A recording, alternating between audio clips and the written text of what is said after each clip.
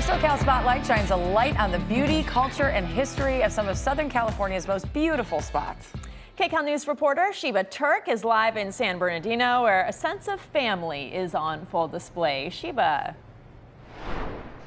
Good morning, Ruta Bay and Jamie. That's right. We are having some delicious food in San Bernardino this morning, but also introducing you to some really important history. You can tell from the wall behind me, there's a lot of history here at Mitla Café. It's one of the oldest restaurants in San Bernardino, been around for 87 years. And the granddaughter of the founder, Patty Oquendo, is joining us this morning to tell us more about this amazing space. Thank you for welcoming us this morning. Oh, you're welcome to be here. I know you're up early cooking. You guys open at 8 a.m. this morning. We'll get to the kitchen in a second. First, I want to talk about what a beautiful history being here for 87 years. Yes, it's a fourth generation of the owners now.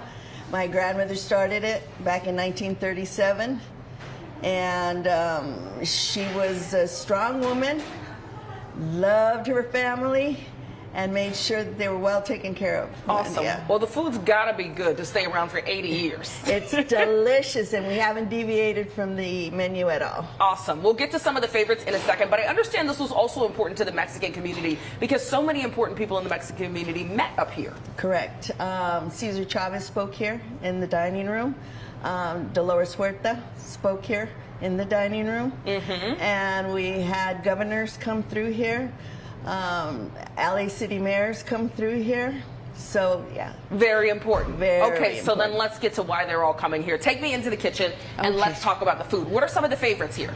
All right, let me show you some of the favorites. They've been in here whipping up all this deliciousness this morning. It smells so good. Here's our famous tacos. Yummy. Yes. What makes them so special? Well, my grandmother, it's her recipe, and the reason that she had those tacos was I think she wanted the community to get quality and with a fair price. She used to sell them out the back door for 10 cents And I a understand piece. people were lined up out of the back door. Lined up. What do we have here? This is menudo. Okay. Yeah, this is a favorite of the customers now. Awesome. And number 6, this is... I hear this is what the regulars tell you should get. What is it? Yes. What's the number 6? Number 6 is a taco, an enchilada, and a chile relleno. So you're sampling 3 of our favorite things here. These ladies are working so hard this morning. I love that the food keeps coming. More and more food the more we talk. What do we have here? That's a taco salad. That was recently introduced to the menu. Awesome. And then what do we have over here? These are huevo rancheros, Yum. and they're delicious. I behaved myself, but I can't see a fry and not eat it, right? What is it like for you continuing this amazing legacy? Well, for me, it's, I think it's more out of love that I do this. I mean, I should be retired, but I'm not. It seems like you enjoy what you do, and we're showing people around the San Bernardino community all morning long. You guys are a staple here. That's amazing to have that legacy for so long. Yes, and it's not only for ourselves, it's for the community. We have families that come that are from out of state that come back just to remember the times that they had. They celebrated here birthdays or anniversaries or whatever. A little bit of everything. Okay, I think it's only proper at this time of the morning that we do a taco toast, Patty. All right, let's so here's do a taco to you. toast. Mitla Café and your family for 87 years. 87 more years. All right, take a big old bite from me. All right. The most unattractive way to start your morning. You guys, I have much more history coming up from San Bernardino. I'll see you guys in just a bit. Those shells look so crunchy and I'm a little delicious. jealous, Yeah. not gonna lie. That is a good way to start your morning. Divine. I think the only thing better than a taco some hot sauce cheers, on it. though, is a margarita cheers. So I better see a margarita in your hand next time. As she Put continues it on to the eat. list. Thank you, Sheeba.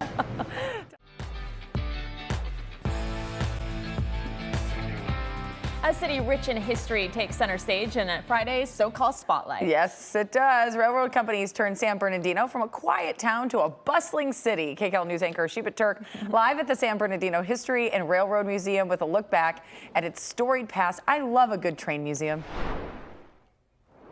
I I do too, guys. Jamie and Ruby, I actually grew up riding Amtrak, so this has been very cool to be in here this morning. The history of San Bernardino really goes all the way back to the 1800s, and a lot of the growth of this area is due to the giant railway companies coming here. The woman who knows that best is Lynn Killian. She's the co-director of this museum, and here to tell us more of the history of San Bernardino. Good morning. Thanks for joining us, Lynn. So many cool artifacts and things in this museum. Tell me what we're standing in front of now. This is the 1890 hose wagon that was restored and has been in the Rose Parade several times. Those are our two founders, Alan Bone and Stephen Shaw. And we have these, and these were pulled by horses, this one, but those two were pulled by the firemen. They actually had to run to the fires, and hopefully they weren't far away. Really cool. And so we're trying to understand more of the history of San Bernardino this morning. You were telling me that started in the 1800s, before this was really even officially San Bernardino. It was a Spanish land grant originally, and the Lugo family sold it to the Mormons when they came here in 1851, and they actually set up the grid of the city.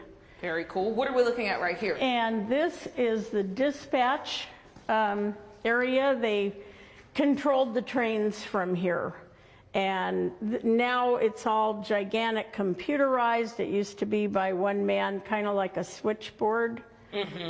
Very nice. The old switchboards. It's so important, the train history here, because this really, I understand, made a boom in population growth for the area. Yes.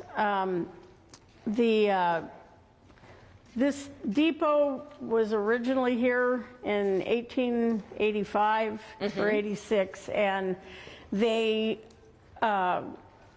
it burned down in 1916, and so they built this Spanish-style structure, and it's been here. We celebrated 100 years in 1918. That's 2018. I'm sorry. Really amazing. We're passing Wyatt. Or tell us a little bit more about why this is here. Wyatt Earp and his parents came here in 1862 on a wagon train, and his mother, Virginia Cooksey Earp, is buried at our Pioneer Cemetery that was started in the 1860s. Okay, and so people understand where we are. We are right next to the train depot now, where people can get an Amtrak or get on the Metro Link. And the Greyhound bus. And this is the old baggage area of the station. So much history here. How can people come visit? We are open 10 to 3 every Saturday. Okay, awesome. Rain or shine. So, guys, my favorite part of the museum, will you hit it for me, is Buck. Let's introduce him to Buck. Buck's going to put on a little show for you guys. How do you people come? My favorite thing about this, I asked what his connection to San Bernardino is, ladies. There is none. Well, we can all enjoy a buck. Sending it back over to you. Okay. Talking taxidermy. Never thought I'd see that. It's his new home, so that's his connection. Thank you, Sheeba. Exactly.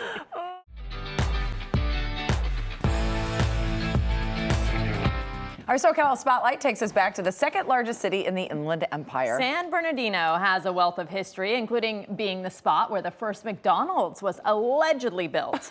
KCAL News anchor Sheeba Turk is live at the McDonald's Museum, where this great debate rolls on. Really? Sheeba, please explain. We will. Jamie and Rudy, I love how hard you said allegedly, because that is a big part of the story. This is the historic site of the original McDonald's. At least that's what they say here in San Bernardino.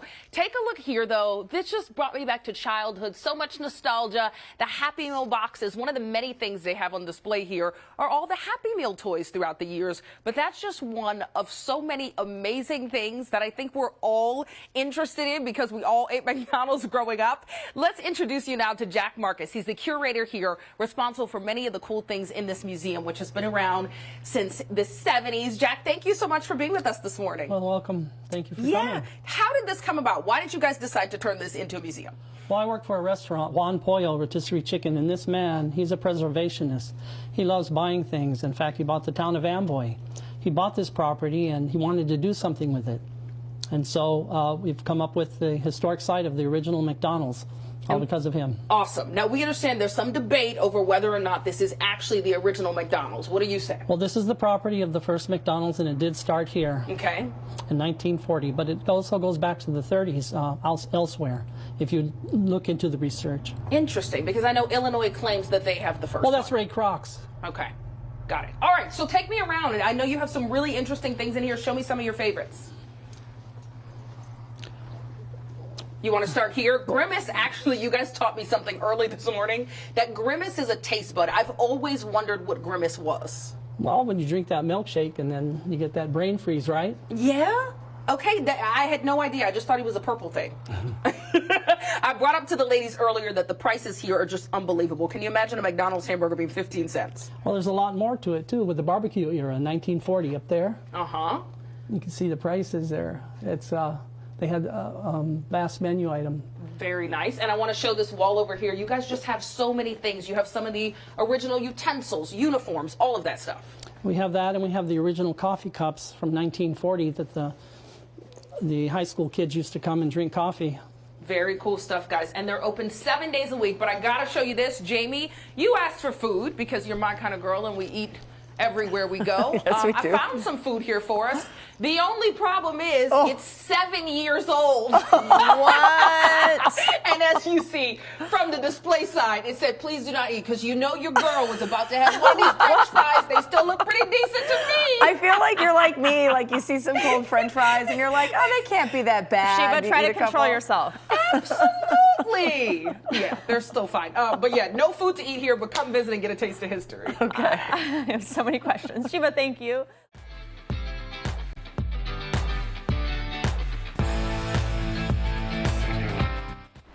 Well, story number 9 is our SoCal Spotlight, and today we're in San Bernardino taking a deep dive into the city's rich and proud military history. KCAL News anchor Sheeba Turk is live at the Norton Air Force Space Museum with a salute to the troops. Sheeba. That's right, Amy. And the best place to come to get that history is right here at the museum. They've really got so much stuff in here that all tells the stories and honors the lives of those who served at this military base. So I want to introduce you guys to Ken Nelson. He is a board director for the museum and board member for the museum. And you also were a pilot who served here. I was stationed here for 4 years. Wow. Tell me about your experience here. Well, I came out here in 1976. I had been an instructor pilot in Texas.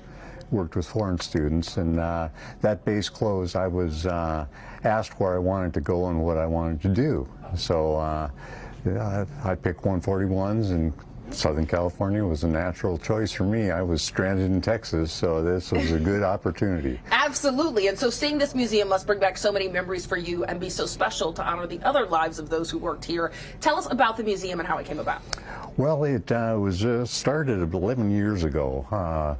It started just an idea, and Bob Edwards was a super sarge out in this base, and when it closed down, he and his wife and a number of other veterans in the area got together, and they